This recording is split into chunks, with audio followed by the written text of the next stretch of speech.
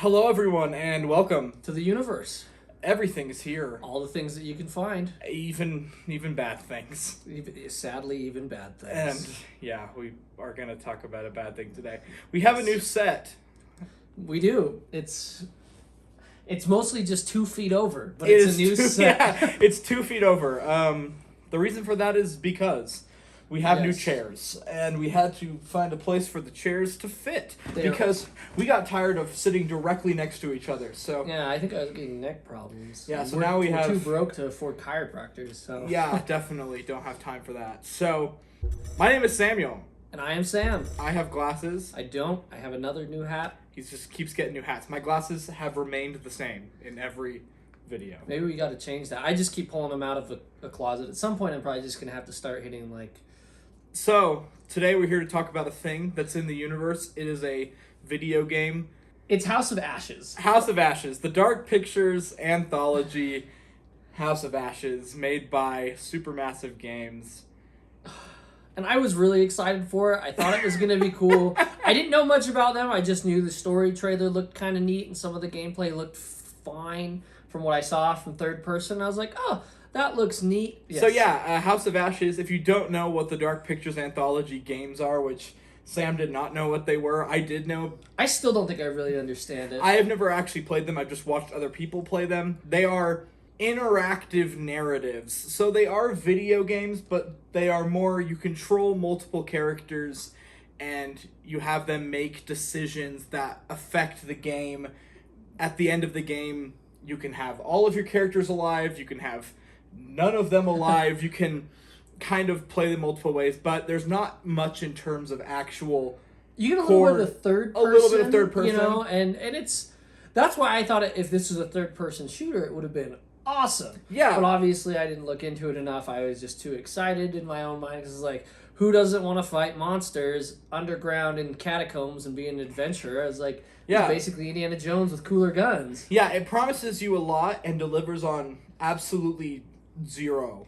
And it's agonizingly slow. It is so slow. For a game that only takes about 6 hours to beat, I wanted the game to be maybe 4 hours because most of the sections that take up time are just how slowly your characters walk and how slowly things happen. Like when you go downstairs, I can't believe how slow that is.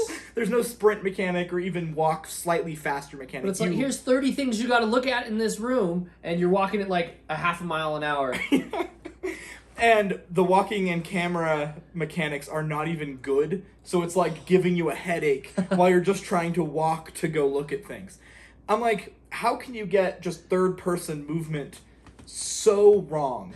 And this is a 2021 PS5 game that we were playing on disc, and it ran so poorly. And to be fair as well, like some of the motion capture of the characters did not look. It was really bad. All of them looked super smooth. Like, I don't... Yeah, it was hard to like look at. The basic premise of this game, so it's set in Iraq in 2003. If you know anything about U.S. history, you know that's just a problematic time for pretty much any game to be set. You play as 5 different characters throughout. There's Eric, Rachel, Nick, Jason, and Salim. Eric, Rachel, Nick, and Jason are they are Americans. They work for the U.S. government, whether they're CIA or they're Marines, and they are looking for weapons of mass destruction, basically, WMDs. And Salim is the only non-American character. He is an Iraqi soldier. And he's the most likable character in the entire game. He is the most likable character in the whole game. By a pretty big by margin. a pretty big margin. Because even one of the other characters, you like him for the majority, like Nick, you like him for the majority, and then there's just this random scene, like, kind of near the end of the game, where he just asked this question, and you're like, why, Nick? Why now? Why you gotta do this? Oh my goodness. The beginning of the game, so story-wise, the beginning of the game, it takes ages. Before we even see, well, I guess there's like the little prologue thing, where you don't see the monster, but you know they exist. That's actually probably the best part of the game. The prologue really. is the most interesting part of the game. Yeah, it is. And then once we get to like 2003, all the soldier stuff starts happening. It takes so long.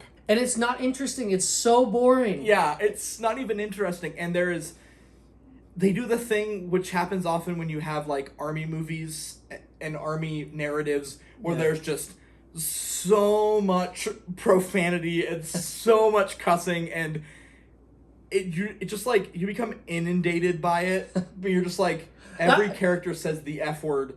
Almost every single because you've got like sentence.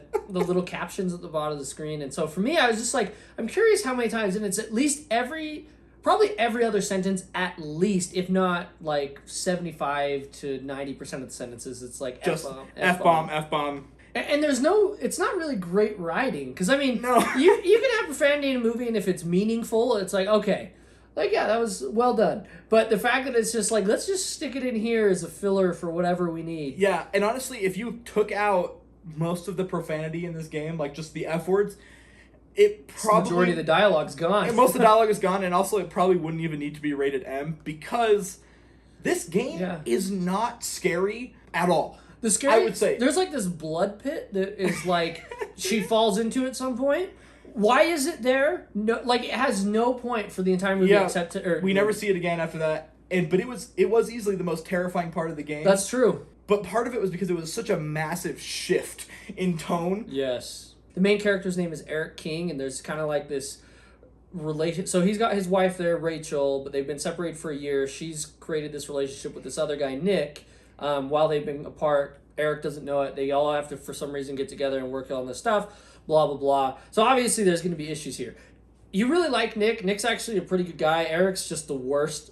You're not rooting for Eric. I kept wanting Eric to die. Like at every turn. There's a point where Rachel and him are tied together with a rope, and she falls off this like mount, or like off this cliff. Yeah. And he's like trying to hold her there. He's holding onto the rope. And then all of a sudden, for no reason, he just pulls out his knife, and it gives you the option to cut the rope. And I'm like, what? You're like, I'm not going to do that.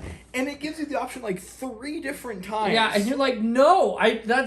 No. And then, surprise, the rope breaks anyway. And that's what she ends up in the blood pit. That's how a lot of times I felt like a lot of the decisions don't really matter what you choose. With the dialogue options and stuff, you'd pick them. Because sometimes we'd have to redo sections, and we would pick a different option, and it basically had the exact same outcome. Mm-hmm. The main monsters in this game are basically vampires mixed with large bats. So they see with like sonar, so they're blind, so they can see with sonar. But they have wings for some reason. They have wings, even though they're underground. Which for a lot of it, I was like, okay. They suck blood. They're allergic to UV rays, like to sunlight. And the way to kill them was with a stake through the heart. Oh my goodness. Okay, so this game... So there's a point where you get a chance to choose between a cross and a gun, right? And every trope that the vampire has followed up to this point, I was like, let's use the cross. Well, and also we had been told and we knew that guns didn't do anything. Yeah, guns they did not affect them. Just kind of like irritate them, if anything. And so we picked the cross. And guess what? The one thing that classic vampires or like the one thing that we chose and had the option to choose that like the vampires should have issues with, they didn't. Just because. Because do you want to lead into the biggest issue? They're aliens. That's right. This game has probably one of my least favorite twists that happens in films, games, whatever. The monsters are not mythical. They're not vampires. They're aliens who have apparently been here for millennia, who knows. They communicate through music, I guess. That part was not explained. It was so frustrating though, because here's this game, there were a couple times where you're like, because you don't know what the monsters are at the beginning, so you're like, it could be these, I think they call them ashen ones, like there's a bunch of different things, so it's like, oh, is this like some new kind of monster? And it's like, no, I guess we're going with vampire. We're going to go with old school. Salim eventually just starts calling them vampires. Yeah. And so we're like, oh, okay, they're vampires, I guess. There's a twist. It's not really that cool. But then it's like, oh, actually, not vampires, aliens.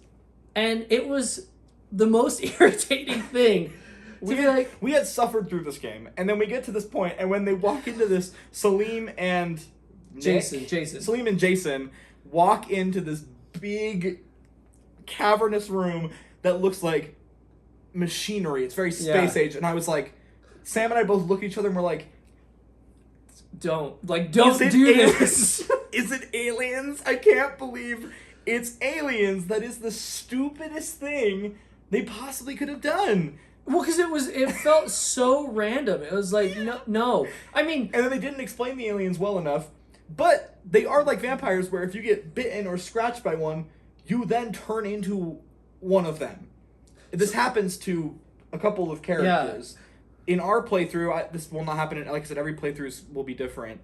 Rachel did get scratched, but it took her forever. We never even saw her fully turn or even turn even a little bit before she died. Yeah. So, yeah. It's an odd game that randomly, like, tries to just put in too many elements. Like, shouldn't have been aliens. You should have leaned into the mystical side of stuff. I mean... Setting it during the Iraq War in 2003 was so problematic. Well, and then there's this thing they started leaning so heavy into like the political commentary and all of this, and it was like, I don't want this. Like I just want to play a monster game. I don't want to deal with the. Well, because then there was that really long scene between Jason and Salim, and you're just like, oh my gosh, yeah. Why? I don't need this. When they find the aliens, they have this very deep philosophical conversation about whether the war should exist, and I'm like, okay.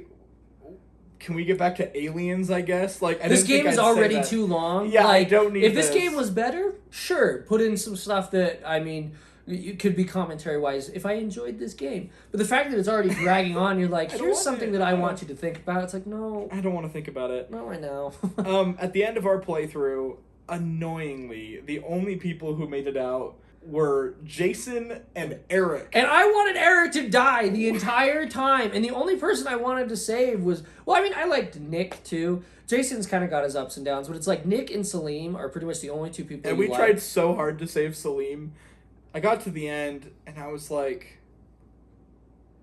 I hate myself for having played this. The writing was so bad. Because like I said, you like Nick, like... the entire time, and he's got this like normal personality, seems like a good dude, and then like out of the blue during all of this he's like, okay, Rachel, you need to choose. It's like no, now? It's like absolutely no, she does not at this moment. Like, you guys are literally being murdered by vampire aliens. Like, you need to chill. So yeah, on top of this weird love triangle that's shoved in, and vampires actually being aliens, and problematic political commentary about the Iraq War. Oh my goodness, it just was not worth your time, and with horrible gameplay mechanics and a awful pace. This was a grind. Like, we literally talked about it in the moment. It's like, but hey, we did this so you don't have to. So, Sam, on a scale we have to do it. On a scale from 0 to 10, including decimals, what do you rank House of Ashes? 2.5.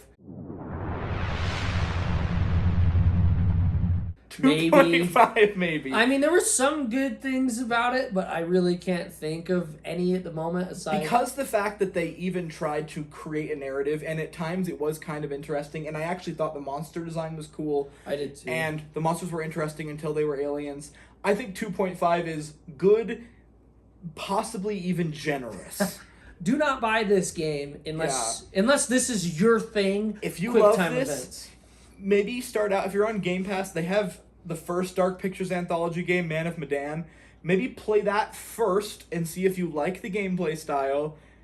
And then maybe if House of Ashes eventually becomes free or goes to Game Pass or is like $5, maybe you should play it. It had good potential.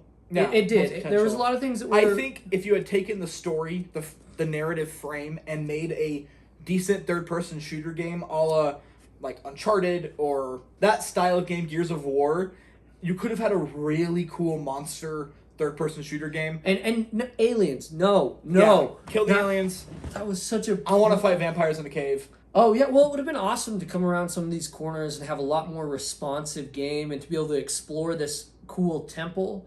And it would have been cool to go more into some of the stuff that they talk about, but it felt like some of the ideas that they'd set up originally, they're like, actually, we're just going to throw these out. Yeah. I don't want to try and answer these questions, so aliens. So, good try, but 2.5 out of 10. Do not buy this game. we did this so you don't have to. Well, thanks for coming to the universe. Sorry that there's such bad things such as House of Ashes that exist here. But... Yeah, I've been Samuel. And I've been Sam. And bye. Bye.